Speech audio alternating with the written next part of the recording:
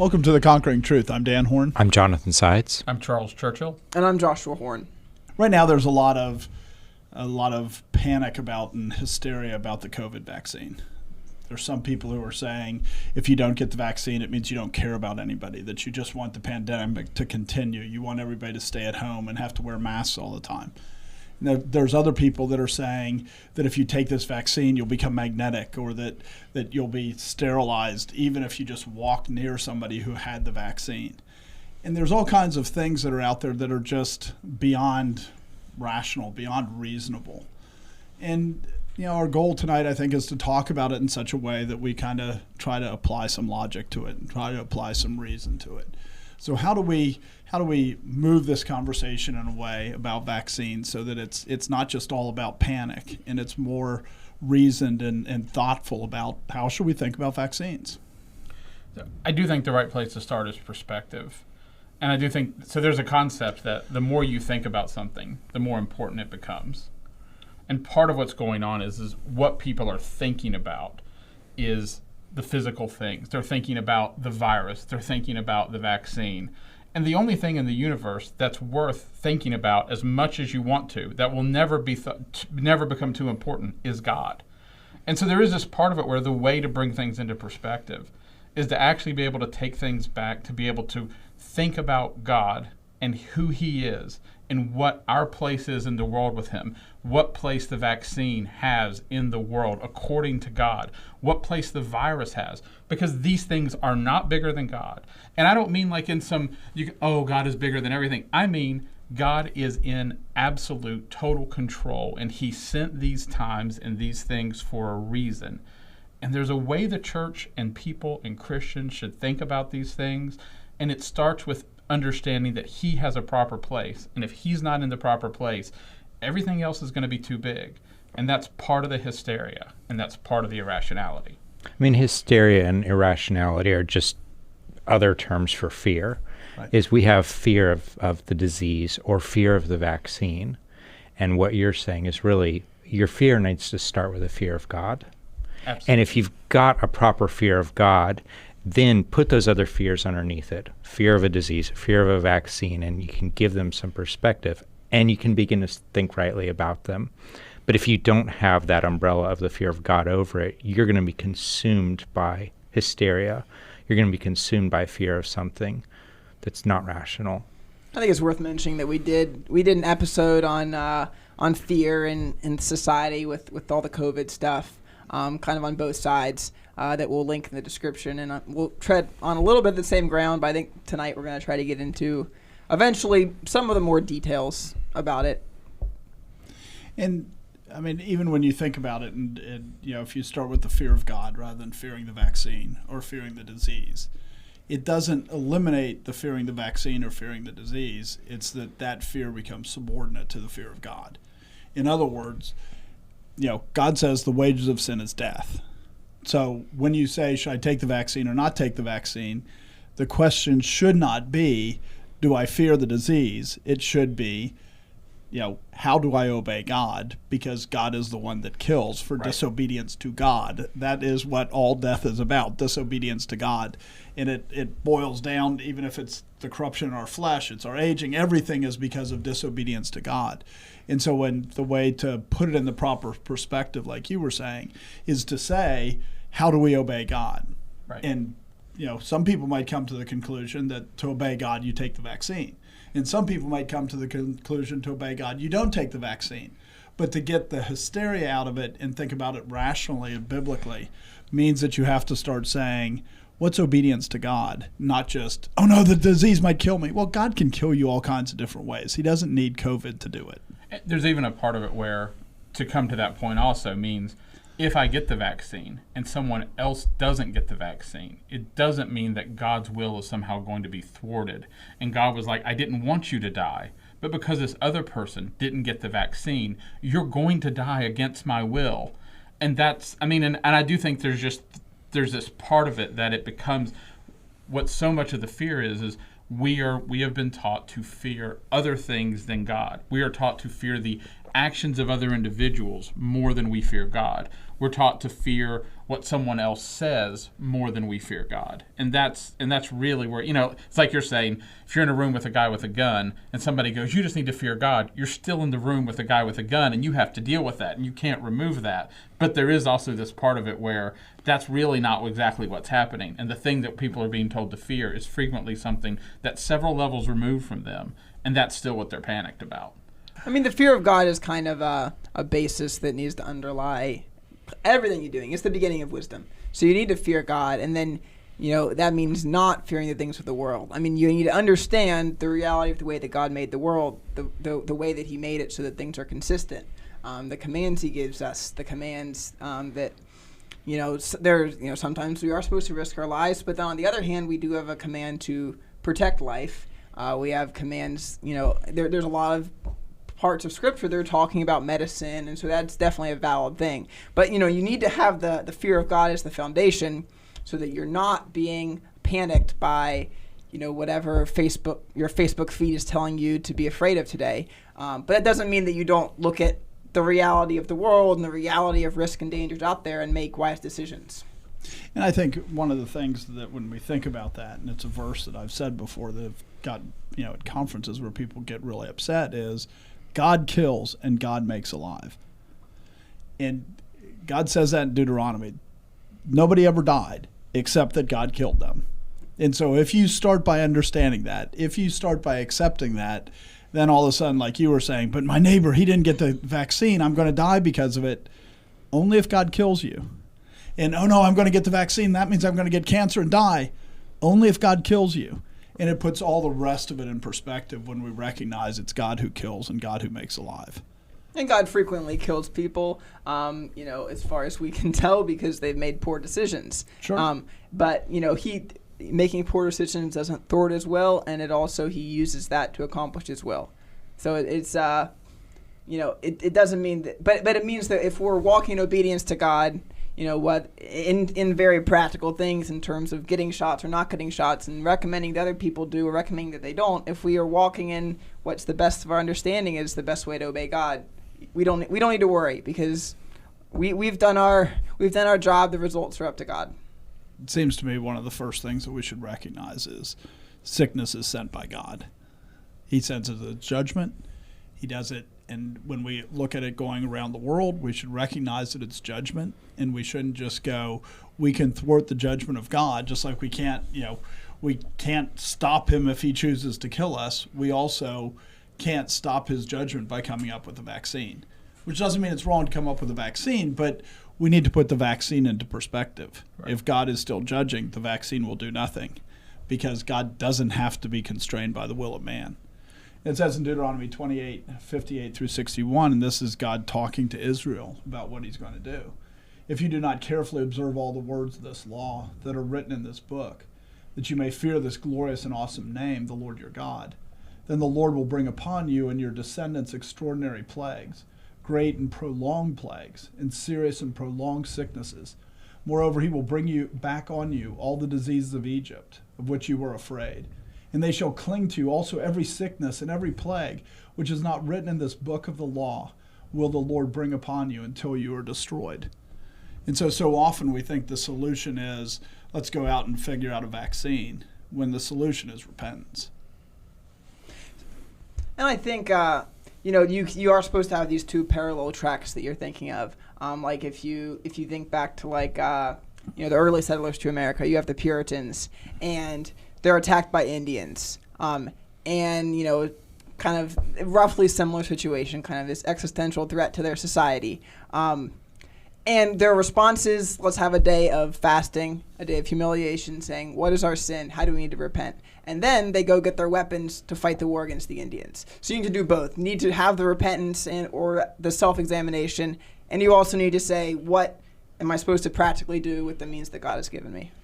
But you shouldn't think those means ever overrule God's sovereignty, that those are in parallel, they're not in contrast to one another. I mean, one of the things that's happened historically is we look back in history and there were times where people didn't know the specific means that God used to cause disease. And so they would talk about things like spirits or other things causing disease. And then God gives us knowledge so that we can see bacteria. And then there's this temptation to think that now because we can see the means, that somehow God wasn't in charge of the means. And our knowledge of them hasn't changed them. It's not, you know what I mean? And I think there's a real temptation to think, it's one, like a person will think, of course, I'm going to trust God to, in the sense of like that someone won't break into my house and kill me. And they still lock the doors and things like that. But they also, are Christians who go, I understand that I have to trust in God that this won't happen. I do have to trust in God. But then when it comes to something like a bacterium, they go, or a virus, they say, oh, God doesn't get involved in that. And there's a real disconnect. And this is when you're talking about thinking rationally, Paul talks about our faith being reasonable. And our faith isn't unreasonable. And so we have to be able to connect those things together. And like Joshua said, it doesn't mean you don't say that washing your hands isn't a good thing to do. But it doesn't mean that you go, if I wash my hands, God cannot make me get sick. I can wash my hands or prevent things in such a way that I have thwarted God. We understand the foolishness of that. And so but it's so easy to get disconnected. I was going to say a lot of people don't understand the foolishness of that, and it's important to understand that balance, because both of them are true. It is true that God will kill you if he wants to kill you, and then it's also true that God ordered the world with sowing and reaping. It is a world of order. You can try things, and God is repeatable typically because he wants us to take dominion, and it has to be ordered for us to take dominion. It's not possible to take dominion without some level of order in society, level of order in terms of animals and beasts. If they didn't act in a predictable way, how can you possibly take dominion? It just becomes impossible. So dominion that we're commanded to take is completely dependent upon there being some order to the world. And I mean, when you say that there's order to the world, you should say, okay, when a new disease shows up, it is the right response. It is a dominion-taking response to look at that disease and say, what can we do to prevent it? What can we do to treat it? Can we develop a vaccine for it? It's a good thing for companies to go about and say, let's try and solve this problem. Right. It is idolatrous to think, though, that a vaccine will save you. But when you look at the way that the rhetoric about this particular disease, and this particular vaccine are working, you see a lot of pseudo-religious or just outright religious language about the vaccine on saving both us. sides. Oh, absolutely. Yes. Or the vaccine damning us. So we've got to be really careful that it is, if you're thinking about these things in the fear of God, you can say, okay, sure, I'm going to go work for Pfizer or Johnson & Johnson. I'm going to go work for a company, a startup that's working on a novel solution to a brand new problem, and we're going to burn the candle all hours of the night till we get this thing solved. Right. But then recognize what you're doing is you're saying, I'm living in the world that God created, and that God is at work here. The reason why I can pursue this problem in an orderly way is because there is a God who exists, who's ordered the world. Right. Right. Without a God, there is no science. And people want to believe that you can have science without a God. But if there's not a God of order, science is a waste of time. It presumes of God of order for science. So the people who say Christianity is unscientific, that's absurd. Every other religion is unscientific because it says there is no basis for order in creation. If there's no basis for order in creation, there is no science. No matter how hard Christians work to make it look like that's not that's true. Yeah, exactly.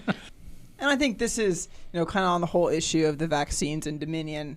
This is one where, I think a lot of the rhetoric against the vaccine is not really understanding or being realistic about how you take dominion when you're doing difficult things. Like there's a lot of attacks on, big pharma and all this stuff. And I mean, we could do a whole nother episode on the problems with medicine and the American medical system and the pharmaceutical companies. I mean, they have large problems. But to attack an industry just because it's big, when the alternative presented in many ways is, mothers picking herbs from their garden, which can be good at times. But to say that because there is a big industry, to develop some of these things that have been very successful takes a lot of money, and it's not going to be done by a couple people without anyone supporting them and with no opportunity to make money. So just kind of to have a realistic perspective of, there should be big medical companies that are doing things, and they need to do things carefully, and people need to be watching them and holding them accountable. But to say that big companies are bad, you're kind of denying the opportunity to take dominion. So, I mean, another thing when we think about developing the vaccines is that we have to recognize that, it's kind of the problem with why people complain about big pharma. And man is depraved. Men are sinners. And I think in both sides, part of the ratcheting up of the rhetoric is because people ignore the depravity of man. So on the one side, they'll see somebody that sticks a key to their arm and they'll go, see, when you really don't think somebody would fake that? Really? Of course they would if they got 1 million views. You know how many people would cut off their right arm if 1,000 views? Okay, but if they get 1 million views, of course they do it. And the same thing with the government. Will the government deceive? I hate to tell you, but anybody that's read much about our government, yes, it deceives because it's made up of men, and men are proud. Men refuse to say that they were wrong. Men aren't willing to give up what it would cost them to say that they're wrong.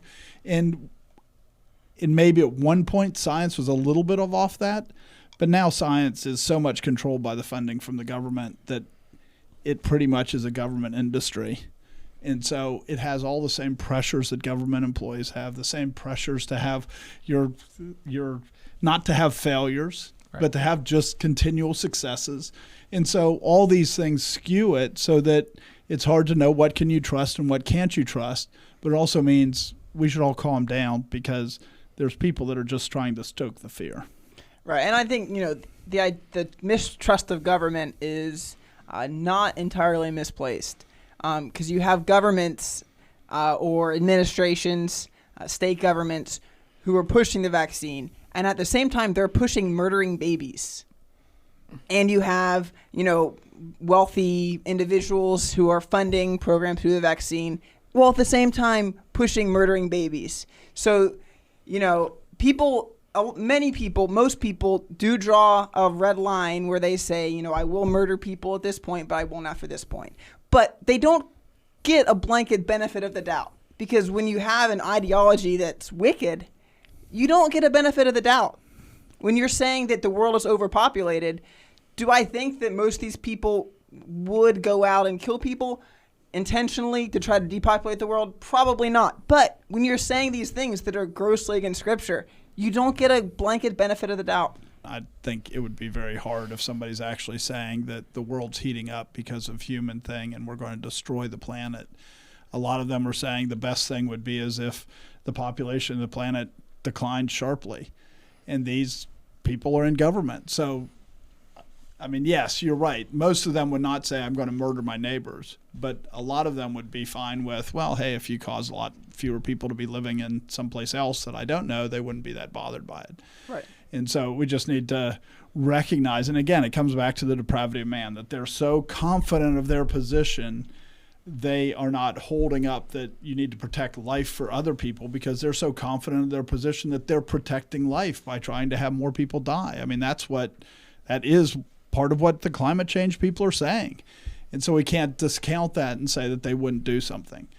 So, and again, that's not saying that that's what they did with vaccine. I don't believe that's what they did with vaccines. But on the other hand, we also have to say man isn't trustworthy. And there are processes in place that they have to do phase 1 and phase 2 trials. They should have done phase 3 trials. They didn't. But there are processes in place so that it couldn't be a mass murder event. It could be that they are killing some percentage of people, but they did do enough testing that they knew it wasn't a mass murder event.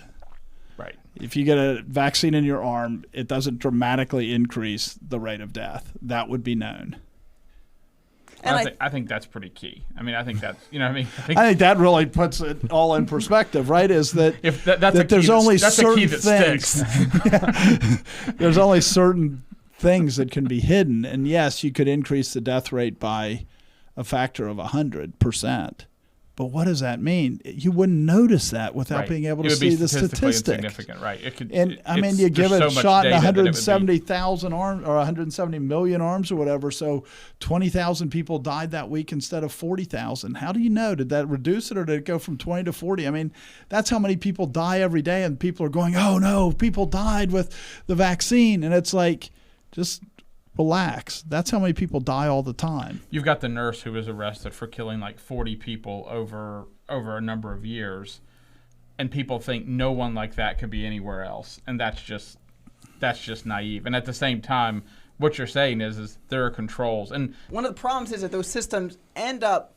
being used in some of the ways you're talking about to actually attack the vaccine in ways that are ignorant. So a lot of people reference the vaccine adverse event reporting system, which is where, you're a doctor, you give someone a vaccine, or someone comes in, you say, have you had the vaccine? Okay. And you're having, some medical condition, or you're dying, or whatever it is. So the idea with that is report that to the system. That way we have the data. It doesn't mean that all these people are getting sick because of the vaccine. And when you're giving the vaccine to millions of people, there's going to be people that get the vaccine and drop dead.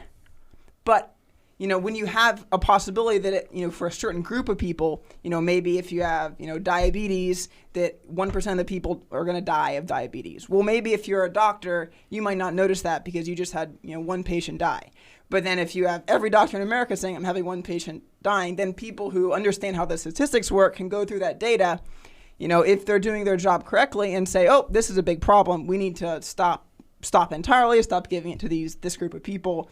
And so the system is reporting all these events, but unless you understand the statistics of how this works, you can't just take that raw data and say, look how horrible the vaccine is, because it's also just a measure of how a large segment of the population is getting sick and dying randomly in a certain section of their lives. And there's a couple things with that. One is that they skipped one of the normal phases, which is you give the vaccines to a bunch of people and you track them over a period of time.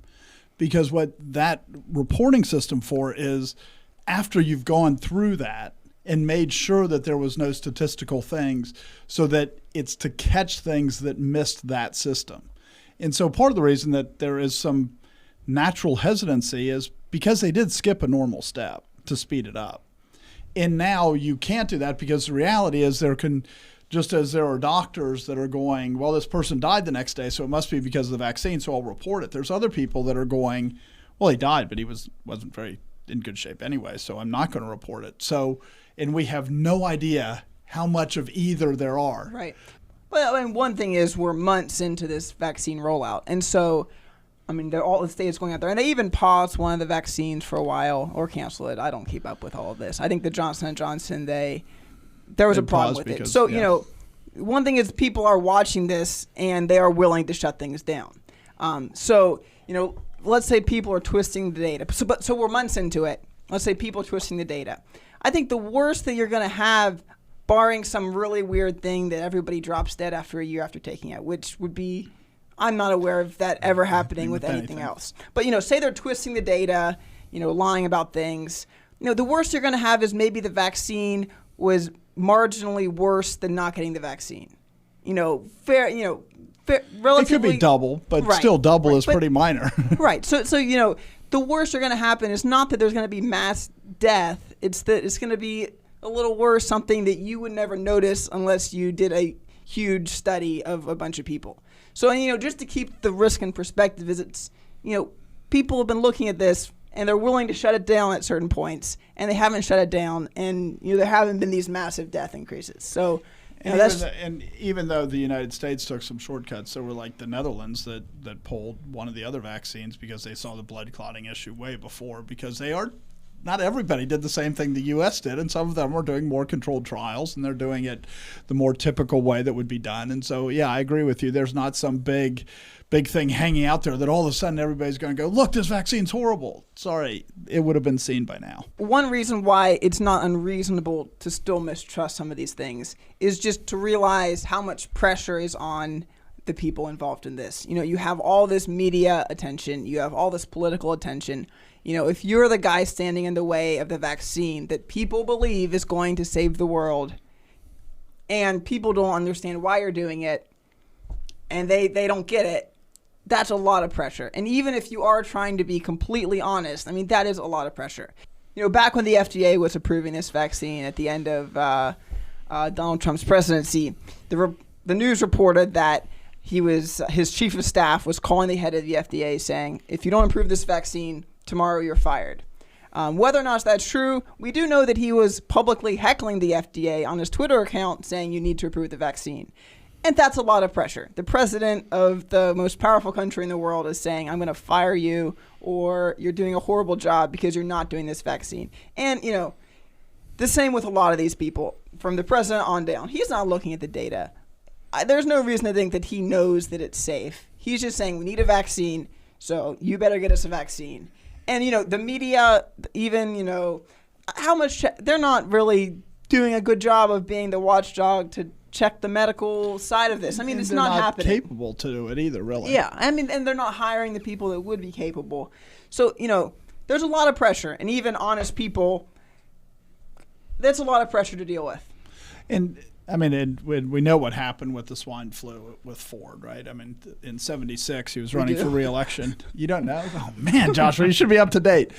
With the swine flu, it starts at the beginning of '76, and of course, Ford is trying to be re-elected. And so he pushes out a vaccine, and he gets it approved. And like you're talking about with all the pressure, and it gets approved, and then only like 1 or 2 people died of swine flu, but a lot more people had very negative effects from the vaccine, and the vaccine ended up being far worse than the disease. And so, like you were saying, because of the pressure, they thought they were doing the right thing. They thought they were protecting against the pandemic so that he didn't lose the election, and instead what they did was put a vaccine out that did more damage than good. So they've done it before, so that we'd be very naive to think that they couldn't do that again. Obviously they could. The processes haven't changed that much. There's also a misconception, I think, that's pretty widespread in terms of what it means that the vaccine was bad. You know, I don't know the numbers on that, but when a lot of these things where it's where there are adverse reactions, it's not that you take it and you die. It's you take it and 1% of people have something bad happen to it. This is something that people who just don't grasp. I mean, statistics in general, I think, is not well understood, but you know, this specifically, you know, because I was telling someone that my grandparents got the COVID vaccine, and they're like, "Are they okay?" Like, well, yes. Even if you're, okay, yes. Yeah, even if you're right that it's bad, they're still most likely going to be okay. Just like even if COVID is a dangerous thing that we need to take seriously, most people who get it are going to be okay. I mean, that's the statistical reality is vaccine bad, most people are going to be fine. COVID bad, most people are going to be fine.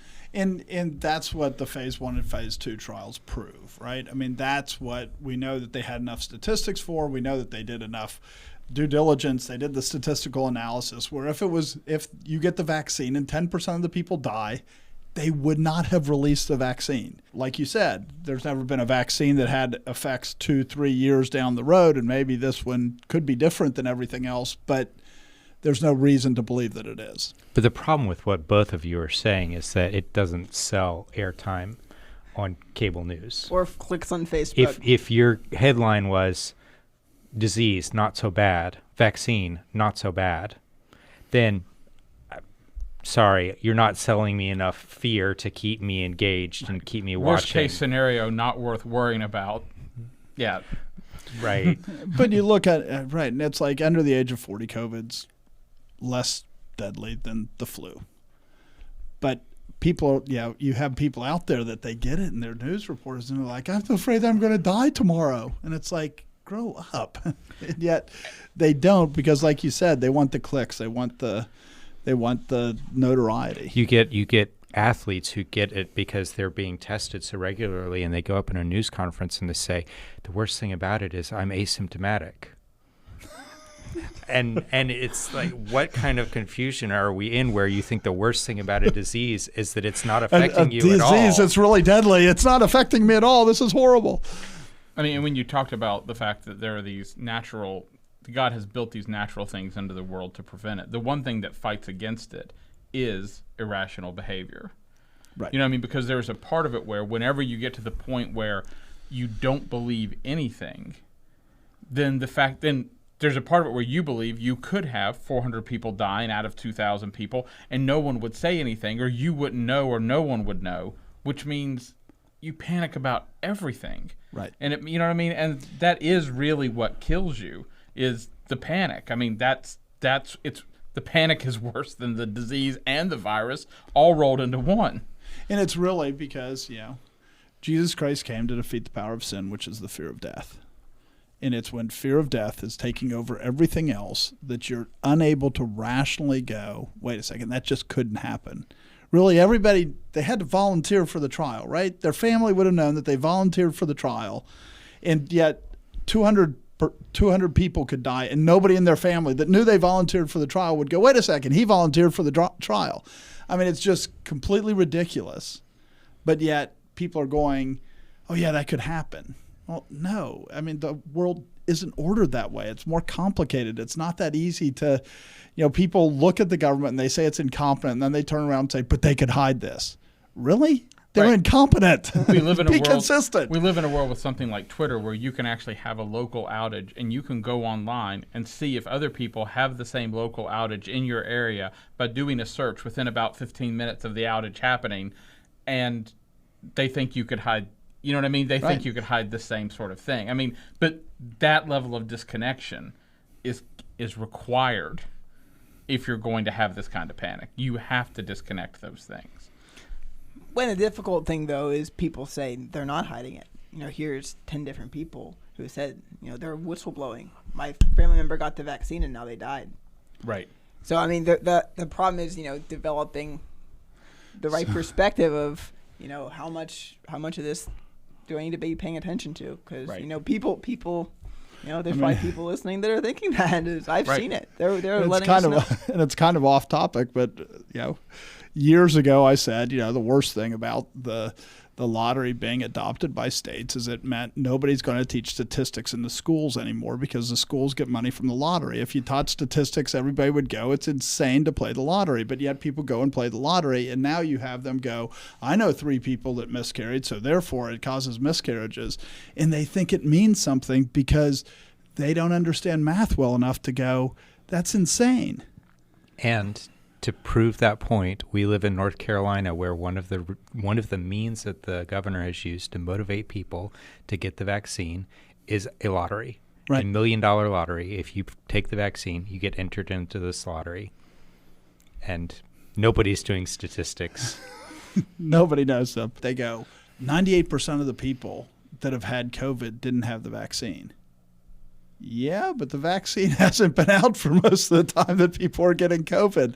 But they're out there citing those statistics that are incredibly deceitful. Right.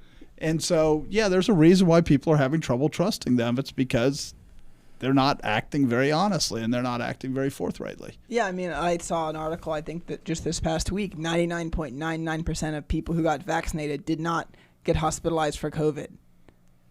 Okay, I mean, how many unvaccinated people did? Because my guess is pretty much the same number. 99.98, but probably it's still 99.99. Even if the vaccine is working, you're not measuring something that is, because there's so many people been vaccinated and relatively few people have COVID. So you're measuring something that is meaningless. It's lying with statistics. And part of thinking rationally about this is to be able to actually sit back and go, what does it mean that 150 million people in America have had the vaccine? What does that mean? That means that of the people that are vaccinated, 15,000 of them or something like that are going to die every week. So if you hear somebody dying that was vaccinated, don't go, oh, they died because they're vaccinated. No, that's how many people die every week if you have 150 million people in the United States vaccinated. And so it's just no connection to reality. And to be thinking rationally, you actually have to be able to look and say, this is how the numbers work. When there's that many people, how many people died in car accidents last week that were vaccinated? Or here's the other side to it. You either have to understand numbers well enough to do that, or have to understand that you don't understand numbers well enough to go, I shouldn't worry about statistics. Right. You know what I mean? Is if you don't understand numbers, stop letting people scare you with them, because you're not in a position to think about it. And that, you know what I mean? And that's really key, because if you don't, it's just a means to scare you. And when we think about the major pandemics that have happened in the world, like Black Death, where a third of the city dies, nobody had to go. Let me figure out statistically if this is bad. They all went, people are dying. You know, right. You couldn't go outside without tripping over bodies. Yeah. It's really clear that there's something Spanish going. flu, same thing. You know people that are in their 20s and 48 hours later they're dead. And it was widespread. It wasn't this, oh, is there, how much statistical anomalies do I need to see? When it's bad, and people know it, and they're trying to make this out to go, oh, it's like the Spanish flu. It's nothing like the Spanish flu. Nobody was doubting that there was a pandemic with the Spanish flu. And not that there aren't people that are dying of COVID. I'm not saying that. But there are statistics for the CDC of what it means to be a pandemic. And most of last year, COVID didn't qualify. Yeah. There's a real part of it where a lot of what's been going on is about lowering the threshold of risk that people are willing to endure. That has been a big aspect of what's been going on, is there's been a dramatic shift in what it would be like if suddenly everybody said maybe we shouldn't drive cars anymore. You know what I mean? And I'm not saying that they're on the same exact scale. I'm just saying it would be like if suddenly everybody went, maybe cars aren't worth it because of the number of people that die from car wrecks, and actually having that discussion, and there being a group of people out there who are just seriously going, we have to give up cars. It's on that same kind of scale when it's I need to stay locked at home for 6 weeks. One of the big arguments that people have been using against the vaccine is it makes you magnetic. That after you get a shot, it's gonna make magnets are gonna be able to stick to wherever you happen to get that shot. So we just wanted to look at a video clip of someone trying this out. Yes, vaccines do harm people. By the way, so I just found out something when I was on lunch, and I wanted to show it to you. We were talking about Dr. Tenpenny's testimony about magnetic vaccine crystals. So this is what I found out. So I have a key and a bobby pin here. Explain to me why the key sticks to me. It sticks to my neck, too. I got those. Yeah, so if somebody can explain this, that would be great. Any questions? Yeah, so many questions. And while the demonstration didn't... And just the juxtaposition of both her not being able to have the key stick, followed by Brian Williams, who was removed from the air for fabricating stories. You know what I mean? It's just, where besides in America at this time could you have the juxtaposition of those two issues at the same time? And it's just amazing that people will listen to either of them. Right. Instead of going, they're deceitful, stop it. Right. And I actually have a section of one of my bookcases, or a shelf of my bookcase, that's on all the books about electricity and magnetism and all the fake stuff that people in the church buy that's related to these things, because they have no clue how electricity works. They have no clue how magnetism works. And so they buy that your body's magnetic and you could put magnets on it and you can change your health and you can put an electric current on it, and it's all garbage. And they act like because people use a word like magnetic that people don't actually know what magnetism is. Right. And they use these terms, and again, because of pride, people don't go, wait a second, that's not how magnets work, or wait a second, I don't know how magnets work. They go, oh, wow. And they fall for these con games that have been going on for 200 years. This is what it's always about. Oh, if you do this electric field, this and this happens. No, it doesn't. I remember 15 years ago where this was going on through the church where we were attending. The good old remedy maker. Yeah, there were people selling this little box. You could put stuff on it, and you would transfer the quality of this into this water, and then you drink the water. We knew it was fake. We bought it. We opened it up, and it was just you push the button, and the button made a light up, and that's really all there. There was a timer. There was a timer. It made it delay. And so that was it. There was nothing else inside it, but they were selling this thing for like $150 a pop, and people were buying them, and they were telling them that it helped them stop smoking and helped, and all sorts of fun stuff. Right, and it's just this standard. No, a vaccine doesn't make you magnetic. No, that's not how magnetism works. It either has to be ferrous, it has to be iron, or it has to have an electric current, and you don't have an electric current running through your body that would produce a magnetic field, or you would be electrocuted. These are really basic things that people just kind of ignore and come up with this stuff. And the reality is, if you're sweaty, you're tacky, and if you put a key here, it'll stick. Right. If you get too sweaty, though, then you don't stop being tacky and it'll fall off. I can explain it really easily. And why exactly is it bad for me to be magnetic? I mean, even if it does make me magnetic, why is that bad? I mean, you have a magnetic personality anyway, Josh. It would just make you physically match your personality. You're right. I mean, but they're just trying to say that this vaccine has these effects that nobody can understand. And it's like, no, these things are understood. I mean, think about like an MRI and stuff. I mean, it's pretty amazing technology, what they can do with magnetism to actually see, density of things and stuff like that. I mean, it's pretty amazing. So yes, people know how it works, and it doesn't work the way that these anybody who gets the vaccine, if they go in to get an MRI, they just they touch the machine all apart. Oh no, they just bounce back and forth. It becomes like a roller coaster now. I hope all of our listeners know that's fake news right there. I mean, one of the things that people are saying about the vaccines that has some credibility is that they're based on aborted fetus tissue. Now, a lot of times what the media, or not the media, but the anti-vax people are saying is that they use aborted babies in the production of the vaccine. And that's not at all true. But there is some truth in the fact that for some of them, I think of the 4 COVID vaccines that are used in the United States, 2 of them were used in the testing of them. They trace back to a baby that was aborted in 84 or 85, and that the stem cells were harvested, and they've been reproducing those stem cells for the last 35 years, and that was used in some of the testing for one of the vaccines. And so there's some people that are going, we shouldn't use it because it's fruit of abortion, and there is some credibility to that, but it usually gets spun out that they're produced from aborted babies, and that's not true. It's from one aborted baby that was in 85 for the testing of the vaccine. Right, because it's hard to get human cells that will reproduce in the laboratory. The cells will grow, and so, the way they did that is, if you need to take someone who has recently died to get the cells, and even then it's quite hard. And so they were able to get it from this baby that was aborted. But there are, I don't know if they've ever done it another way, because why invest? They have. They have, because the way that they also can do it is with a miscarriage. Right. And I believe they can, it's also at least theoretically possible to get it from someone who has, been in a car accident or something. So it's something that was really difficult to do, and they got it to work. And so they don't have a lot of incentive to keep making new strains of the cell, new sources for the cell line, because they have it and they're not requiring anything added to it. No more human tissues being added to it.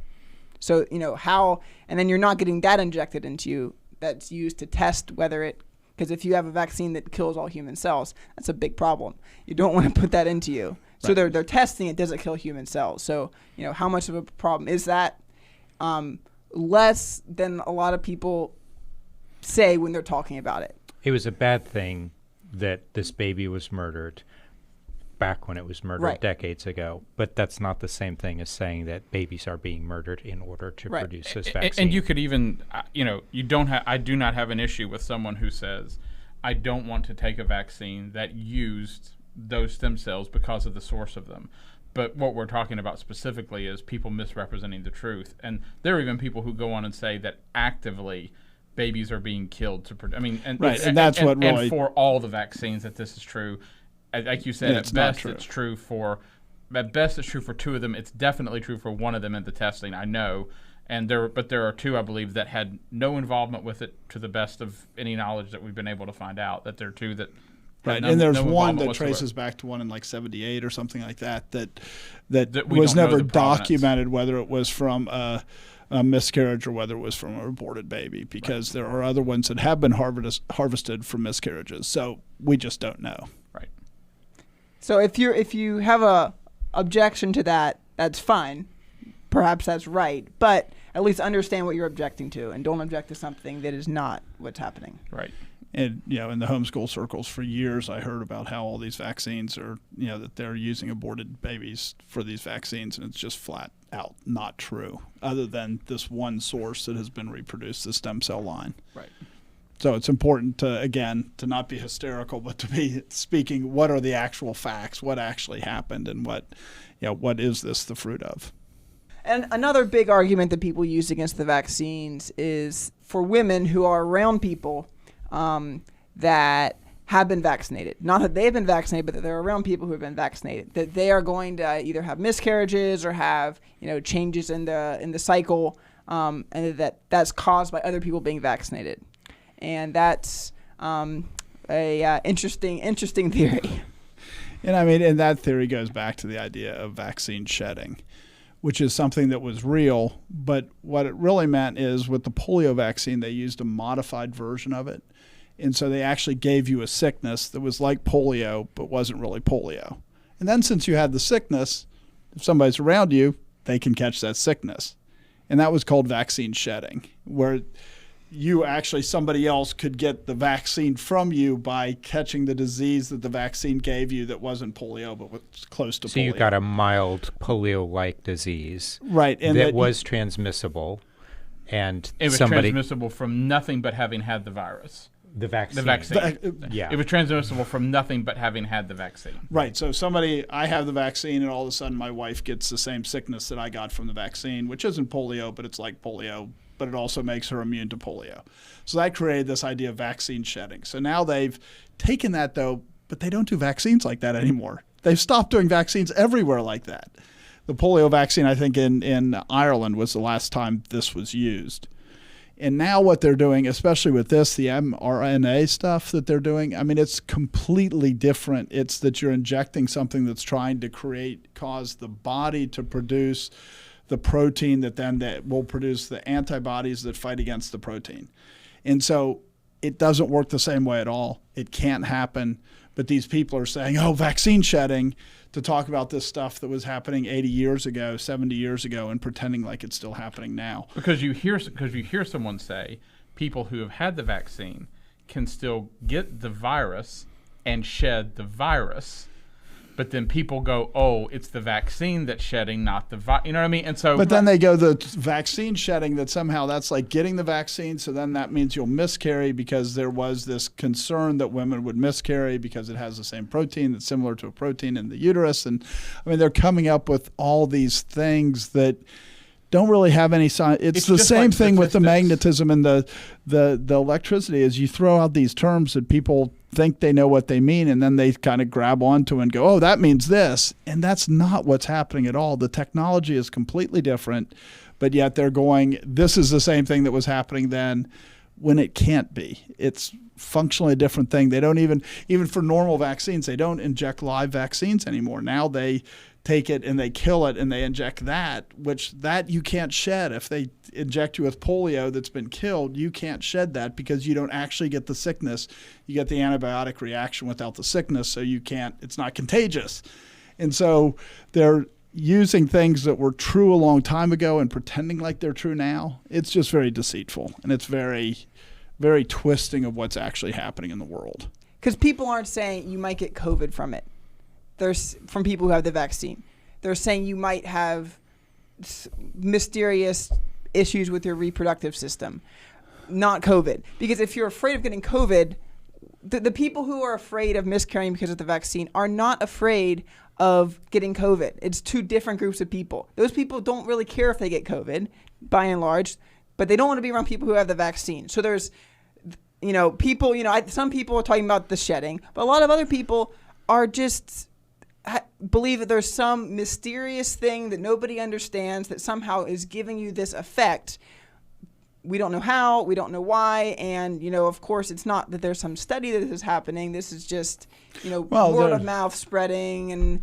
But in the way that the word of mouth started is there are doctors out there saying that this vaccine sheds, and by the time you get to the people that are hearing it third or fourth hand, they don't even know the source of it, and the source of it makes no sense. And now they're third and fourth hand, they just hear some mysterious things happening. No, think. It's one of those things. Think. This person who doesn't have any symptoms, how could he somehow give the vaccine to you, or the effects of the vaccine to you, or side effects that he didn't have? It's just people just not being and thinking that the world is orderly, We're back to paganism, which is the idea that everything is chance, everything is random. There's no way to understand anything in the world. And that's what these people are acting like. They're acting like pagans rather than Christians, rather than people, even people in Western Christendom that have understand this, that there's order to it. They're back to the people that are afraid to walk out in the woods because there's witches out there and there's fairies and there's all this other stuff. No, that's not how the world is organized. God ordered the world so that we could take dominion. And if everything's random and chance, you can't take dominion. God did not order it that way. And that's what these people are rejecting. They're rejecting the basic created order of God. I mean, incredible claims require incredible proof. So if there is some mysterious thing that is causing this mysterious side effect that nobody can understand, well, you need to have that rock solid before maybe doctors should investigate it, but before everyone is reshaping their lives around this idea, you need to have it nailed down solid, because no one knows why this would be happening. And these are things that are causing people real harm. Like there's someone that I know that got bit by a copperhead and did not go to the hospital because people there would be vaccinated. I mean, there is real world harm. I mean, there are likely people, this is so widespread, there's likely people who have died because they refused to go to the hospital because people are vaccinated there. And, I mean, people died earlier because they were so afraid of COVID that they didn't go in to have their cancer screening, and so they died. I mean, it's clear that this panic and not actually thinking rationally about things, that, I mean, there's a real cost, and we shouldn't ignore the level of the real cost. There are real people that died. Because they wanted to go in and get their cancer screening, and the hospital wouldn't let them come in. Right, because they were so scared. They were so, and that's what I mean, is it's both, it's fear everywhere. And everybody just needs to ratchet it down and think rationally and know the world doesn't happen in this weird way, or it's God's judgment and his wrath is upon us so much you're not going to escape it anyway. Right. And then you might as well go to church and approach him and pray and ask for his mercy. Right. To cry out to God for mercy, because that's the only mercy that you'll receive. I think if we're asking why do people believe these things that there is little scientific proof for. And one of the reasons is because people have been lied to. And when you get lied to, you stop believing people. You know, you look at people are even coming out and saying that they lied, not in so many words. But, Dr. Fauci has said, well, yeah, I was, telling people that we need to reach this level before we get, immunity, I think it was. And, actually, I was just telling you that so you wouldn't be worried. Here's the real number. You're lying. You're lying. And why people aren't going to believe you? Because you lied and you admitted to lying. And, there's a lot of data out there, but there's a lot of things that the CDC has said they refuse to produce evidence for. Like they were saying that, you need the vaccine even if you've had COVID.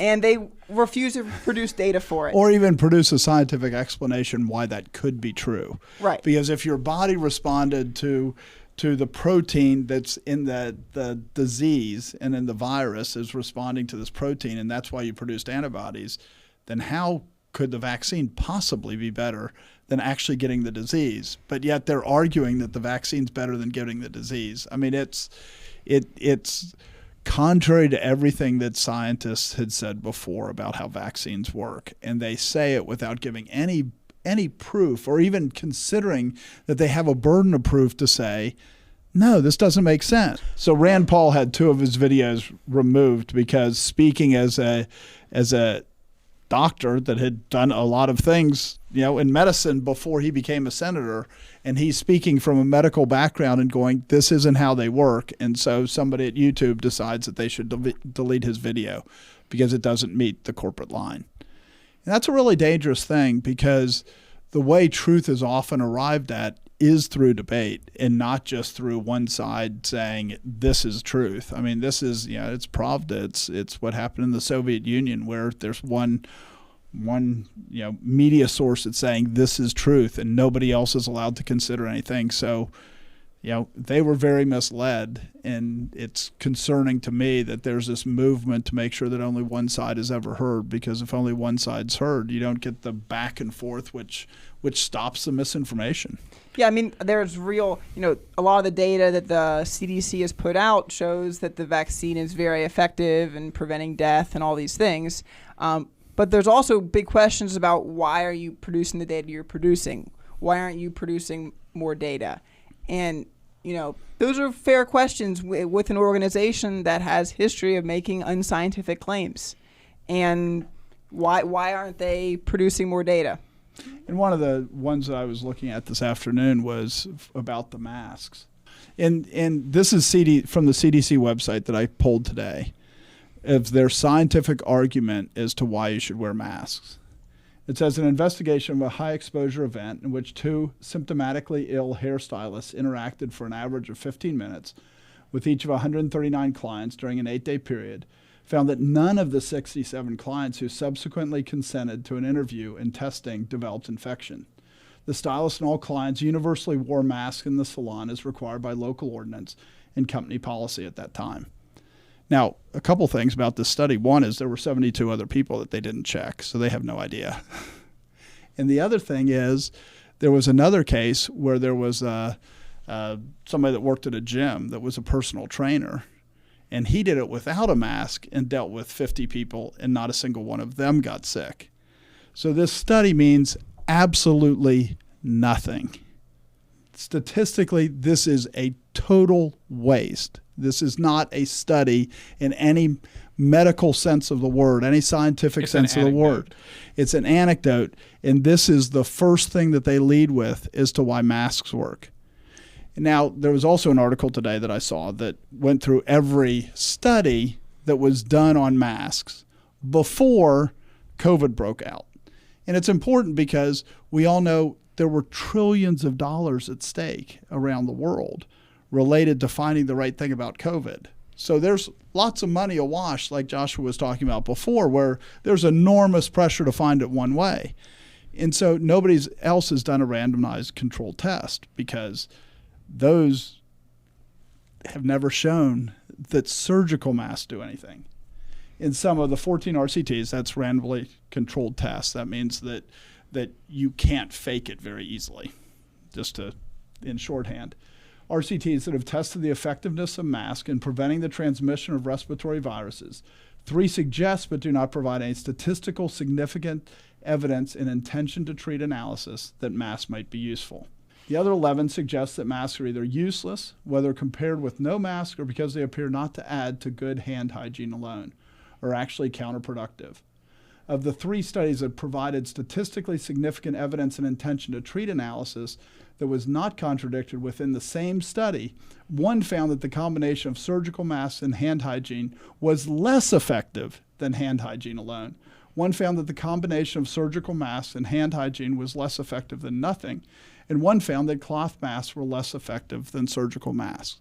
In other words, the actual scientific tests that were done showed there's no difference for masks.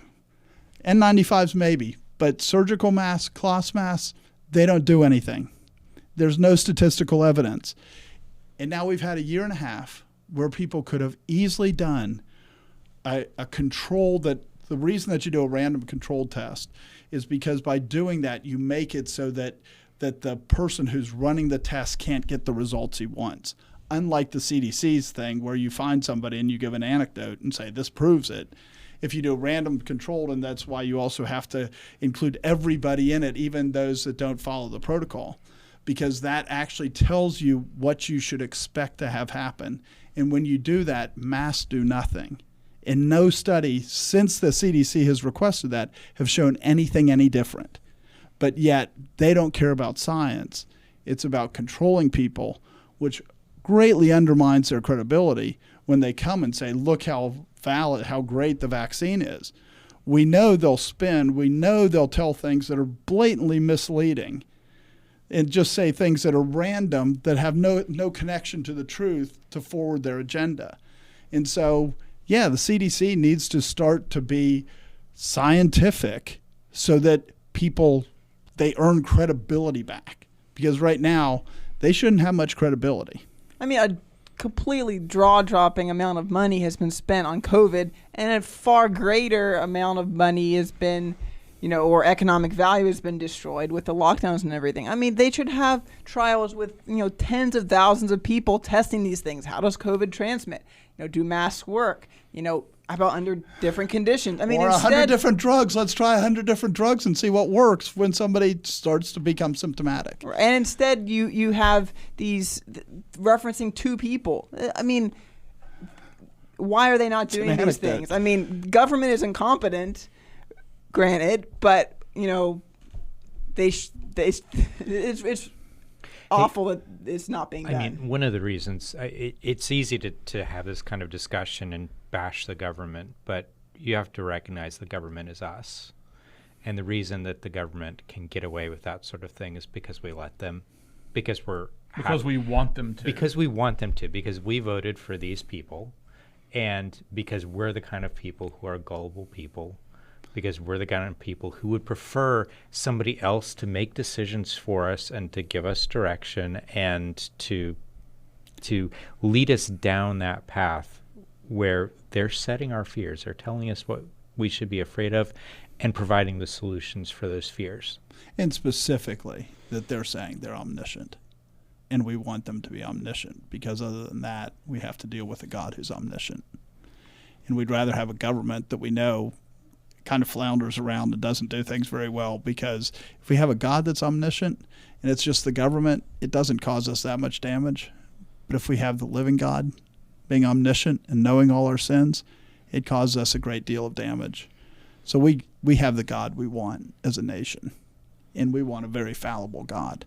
And that's why we don't check, and that's why we panic, and that's why we scream, because we're happy with that God. I mean, one of the things that happens, and you've talked about it some, is there's a tendency whenever it's both a combination of like the pressure that Josh was talking about, whether it's caused by money or whether it's caused by people being afraid of something happening. But when you get this pressure, what happens is you shut down debate. And there's another side effect to it. The other way it happens is when you get to be so fearful and so illogically set in your view, you don't want to read anything that could cause you to actually have to think differently than you do. So and I've seen, like I was saying before, there's times where I hear somebody say something and I find myself being tempted to go, oh, that must be true. I've seen before where I start to read something and I go, oh, wait a minute.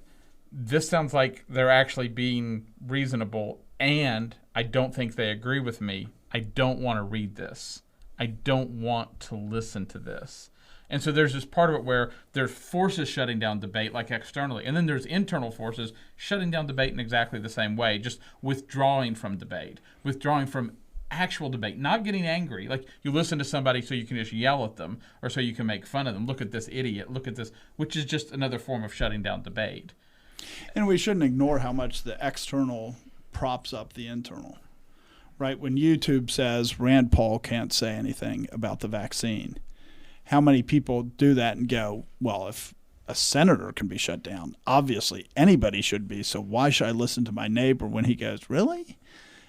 You know what I mean? Right. It gives this propping up that's like a national propping up to try to create so that there's no discussion about the issues and that everybody can go, they just go, well, they're shutting down everything, so I shouldn't listen to you. You're pro-vaccine. And then the other side's going, you're anti-vaccine. Obviously, Facebook has to be right. You can't possibly be right. The CDC has to be right. How dare you say anything? And what we do is we just totally shut down a seeking of truth. Instead, we just say that one side possesses all the truth. And that's a very dangerous place to be. Or that no side does, which is, you know what I mean? There's right. And I think a lot of people are But most people think that they're perilously close to that, but they're confident that they have the truth. Right. They don't have truth, but yet they're so confident that they have truth that they're not willing to have it to be challenged. Just enough to doubt anything that they want to. You know what I mean? Right. I don't understand this, but I heard this, which means that, you know what I mean? And that's all that's necessary. We're winding down this podcast. We're getting close to the end. And at this point, if you've listened this far and we're hoping that we were going to tell you to take the vaccine or not take the vaccine, we haven't told you that. And we're not going to. But But you're probably, you're under some pressure from somebody, either somebody personal or your employer or just the news, to take or not take the vaccine. Somebody's telling you you must or you must not, and we're just not going to do that. What we're trying to do is say, hey, think about the reasons why you would take the vaccine. Think about the reasons why you wouldn't take the vaccine, and make sure that those reasons are actually sensible ones. Make sure that they're reasonable ones, and just don't get caught up in the fear, one direction or the other, for why you would take the vaccine or why you would avoid the vaccine. It's just not worth that kind of fear.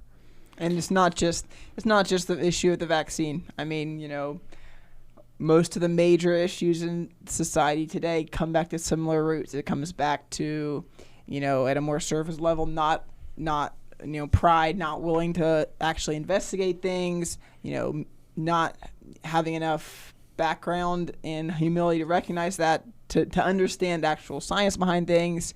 And then a deeper level, the fear and the being driven by fear rather than being driven by, a measured understanding of the world that God made. And so it's not just COVID. It's every issue in the headlines, more or less. And one of the things that the church has been attacked for decades is that it's not reasoning, it's just faith. And that's not what the Bible talks about. The Bible talks about faith is reasonable. Now, you can only reason properly if you receive the gift of faith from God. But Christianity is not irrational. Christianity is perfectly rational because God is perfectly rational. And as we have the law written on our hearts, as we have a heart of flesh rather than a heart of stone, it is to make us a rational people. And what the church needs to do is it needs to repent of just going, oh, it's just faith, I don't have to think. No, the Bible says, come, let us reason together. It doesn't say, you believe, just go, duh. It says, come, let us reason together. And the church has rejected that, which is why the world is going in the direction it is. And the church needs to go back to saying, we need to teach people to reason. The church is to be a group of people that are thinking, that are rational, not are irrational. We need to be a people that take thought, that take logic, that take every thought captive, as Paul says, and actually reason about the things in the world and not just go in panic and just go, oh, I can't think of anything. I don't know anything. All I have to do is have faith in God. No, God calls us to exercise that faith by seeing him for who he is, which means he made a world that's orderly, and we're supposed to be able to think about it. And this is either an opportunity for the church to do that, for the church to do some repenting and become rational, or it's an opportunity for the church to become more like the world and to Can it be more like the world? Yes, it could. It could become more fearful. It could become more caught up in the hysteria.